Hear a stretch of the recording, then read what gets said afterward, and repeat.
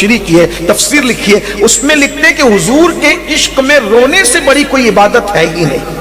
سب سے بڑی عبادت جو آدمی کو کھینچ کر خدا تک بلکہ اڑا کر خدا تک پہنچاتی ہے وہ ہے حضور کی محبت میں رونا، حضور کے عشق میں رونا۔ اور پھر کیا ہے، اللہ اکبر، تو وہ روتا تھا، بہت روتا تھا، اس کی آنکھیں آنسو بہاتی تھی۔ یاد رکھنا، ہنسنا اور رونا جو ہے وہ آدمی کے اختیار میں نہیں ہوتا، جب اندر سے دل جو ہے وہ بے چین ہوتا ہے یار کے لیے تب آنکھ سے آنسو آتے ہیں اور پھر وہ روتا۔ اور پھر ایسا ہوا کہ روتے روتے ایک دن اس کی آنکھ لگ گئی۔ روزانہ حضور یاد آتے تھے، حضور پہ درود پڑتا تھا، حضور یاد آتے تھے، اللہ کے محبوب یاد آتے تھے، مصطفیٰ جان رحمت یاد آتے تھے۔ اور یہ بھی یاد رکھنا، جب حضور کی یاد آئے تو مقبول جو دعاؤں کی حاجتیں مانگ لیا کرو، کیونکہ حضور یوں ہی کسی کو یاد نہیں آتے ہیں۔ صوفیہ فرماتے ہیں پہلے حضور ہمیں یاد کرتے ہیں پھر وہ یاد آتے ہیں۔ اللہ اکبر، میرے بھائیوں ذرا غور کرو، اگر آج ہم حضور کی محفل لے کر کے بیٹھے ہیں، خوش نصیب ہو آج حضور نے ہمیں یاد کیا ہوگا تب آج حضور ہمیں یاد آئے ہیں۔ سبحان اللہ، آج ہماری یہ محفل جو سجی ہے میرے کریم آقا کی یاد کی محفل، میرے مصطفیٰ کریم کی یاد کی محفل۔ اللہ اللہ، روتا ہے درود پڑتا ہے، روتا ہے درود پڑتا ہے۔ ایک دن قسمت بیدار تھی، ستارے عروج پر تھے، آنکھ لگی، دل کی آنکھیں بیدار ہو گئی۔ کیا دیکھا؟ تخت ہے، نورانی تخت بچھا ہوا ہے اور اس پر اللہ کے حبیب جلوہ گر ہے۔ اور حضور اس سنگ تراش سے کہتے ہیں میرے عاشق، میرے دیوانے، کیا بات ہے تم مدینے کیوں نہیں آتے؟ مدینے آؤ، حضور دعوت دے رہے، مدینے آؤ، تم مدینے کیوں نہیں آتے؟ ہائے ہائے ہائے، اللہ اکبر۔ حضرت مصطفیٰ کریم صلی اللہ علیہ وسلم نے کہا، وہ رو پڑا حضور میری اوقات ہے میں مدینے ہوں، سرکار میں مدینے آؤ اور یہ دیکھو میرے گنبد کا یہ کنگرا ٹوٹ گیا ہے، اس کو آ کر تم تعمیر کرو گے۔ دنیا میں کروڑوں کلمہ پڑھنے والے تھے لیکن انتخاب کس کا کیا جا رہا ہے؟ درود پڑھنے والے کا۔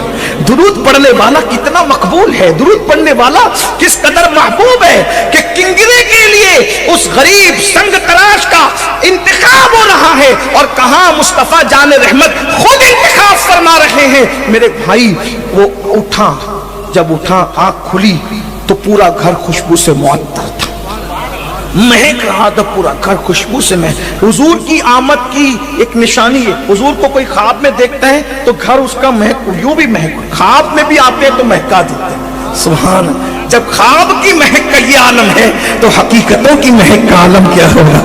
کیا مہکتے ہیں مہکنے والے، چلتے ہیں بھٹکنے والے، اور وہی دھوم ان کی ہے ماشاءاللہ، مٹ گئے آپ مٹانے والے۔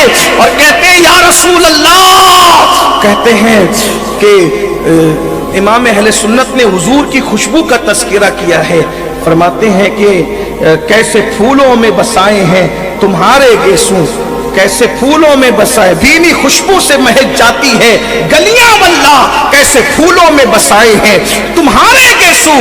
تو حضور کی مہک سے پورا گھر معطر تھا۔ خواب میں رو رہا تھا کیسے جاؤں، رو رہا تھا کیسے جاؤں، لیکن دیوانہ تھا، حضور پہ یقین تھا، جھولا اٹھایا، آؤ دیکھا نہ تاؤ دیکھا، اور بندرگاہ کی طرف چل پڑا۔ جب جیسی بندرگاہ پہ پہنچا، وہ زمانہ ٹکٹ کا زمانہ نہیں تھا اور جو وہ ویزا کا پاسپورٹ کا زمانہ نہیں تھا، ادھر پیسے دو ادھر بیٹھو اور چلو، اس کے پاس تو پیسے بھی نہیں تھے۔ جھولا لٹکا کر بندرگاہ پہ گیا تو جہاز جدہ شریف کی طرف جا رہا تھا، لیکن ملاح کے 1000 کاوشوں کے باوجود جہاز آگے بڑھنے کو تیار نہیں تھا۔ ملاح کوشش کر رہا تھا لیکن جہاز آگے نہیں بڑھتا۔ اس دیوانے پہ نظر پڑی تو پوچھا کدھر کا ارادہ ہے؟ کہا مدینے جانے۔ کعبے کا نام تک نہ لیا، طیبہ ہی کہا۔ کدھر جانے کا؟ مدینے جانے کا۔ آؤ بیٹھو چلو۔ جیسی کشتی میں قدم رکھا، سفینہ سوئے جدہ روانہ ہو گئے۔ لوگ متاثر ہوئے، اسی کی وجہ سے رکا تھا جہاز، اسی کی وجہ سے رکا تھا۔ اب اس کے دل میں خیال آ رہے تھے سب کا اپنا اپنا معلم ہے، جدہ پر اتریں گے تو سب کو اس کے معلم لے کر کے جائیں گے، مجھے کون لے کر کے جائے گا؟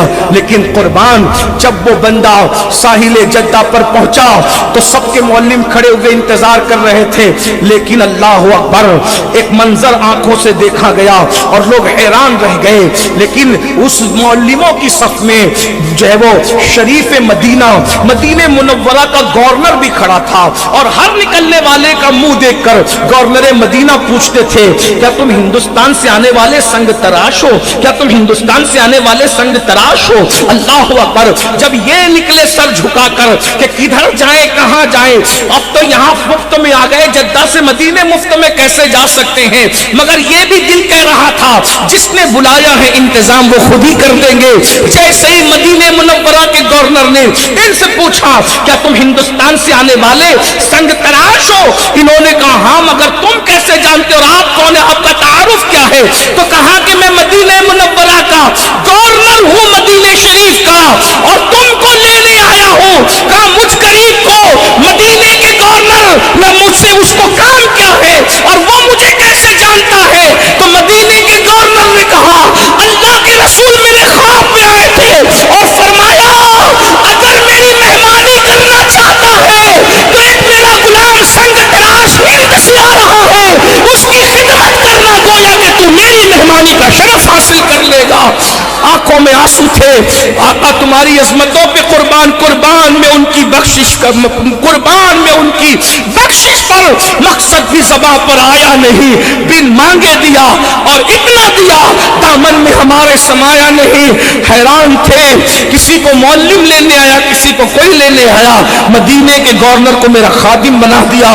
वहां पहुंचे, पहुंचने के बाद गुस्ल किया, बहुत कहा खा लो पी लो सो जाओ, नहीं कुछ नहीं, जिस मकसद के लिए आए हैं वो मकसद पूरा करेंगे। कहा क्या आपको नहीं पता, अल्लाह के रसूल ने फरमाया कि जो है वो मेरे किंगरे को तामीर करना वो टूट गया, मैं किंगरा तामीर कर रहा हूँ। मदीने गवर्नर ने कहा हाँ, इंतजाम किया गया, कमर में रस्सी बांधी गई और अल्लाह अकबर, हजारों कुतुब और अब्दाल जिस गुंबदे खजरा को अदब की वजह से आंख उठाकर देखने की हिम्मत नहीं करते, उस गुंबदे खजरा के करीब उसको चढ़ने का शरफ हासिल हुआ और वो दीवाना चढ़ा, और चढ़ने के बाद किंगरे को तामीर किया, और तामीर करने के बाद लोग इंतजार कर रहे थे। हुजूर ने जिसको अपना दीवाना और आशिक कहा है वो जैसे किंगरा तामीर करेगा तो हम उसको नीचे बुलाकर उसकी खिदमत करेंगे, मेज़बानी करेंगे, मेहमानी का हक अदा करेंगे। लेकिन सब इंतज़ार में थे और गुंबद खजरा पर उसका सर ढलक गया।